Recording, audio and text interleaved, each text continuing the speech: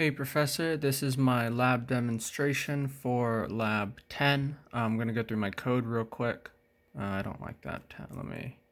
Let's even that out. There we go. So at the very top, I defined my 3 buttons to the specific ports that they ran into.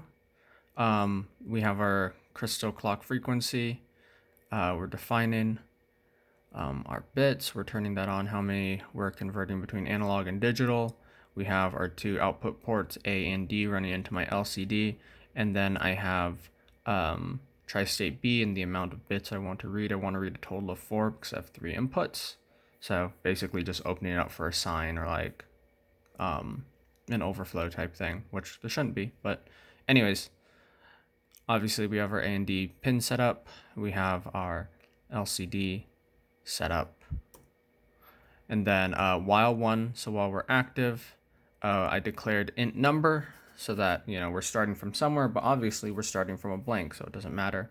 And I realized that all these buttons are constantly running like power through them. So I actually have to do while 0 so that when I press the button, it basically reads as an opposite. I don't know if that makes sense or not, but we're incrementing by 1 here. And so I put the clear at the beginning so that every time it loops, it'll, the value of number will hold. But originally I had clear at the end, which means that it kept on clearing every time I let go of the button. So I moved clear to the top. Now it works just fine. Very similar formula for button 2, which is decrementing by 1. And then we also have our 0 out. So with that, we have our setup right here. As you can see, we have our 3 buttons up top. Also, I did add in the potentiometer so I can change my contrast around a little bit. But anyways, let's start this off. So I'm gonna hold the first button. Hold on, let me 0 it out. I don't think. There we go. As you can see, I can do single button presses. Sorry, the wires are finicky too. There we go.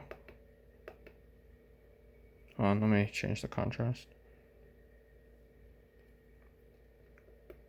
And I can also hold it, and it'll start counting up. Let's move on to the second button now. I can press it. They'll go down if I hold it.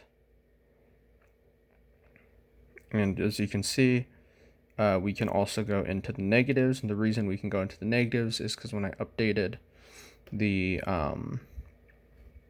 .h and .c files, we have them as signed integer. So that's why that is working there.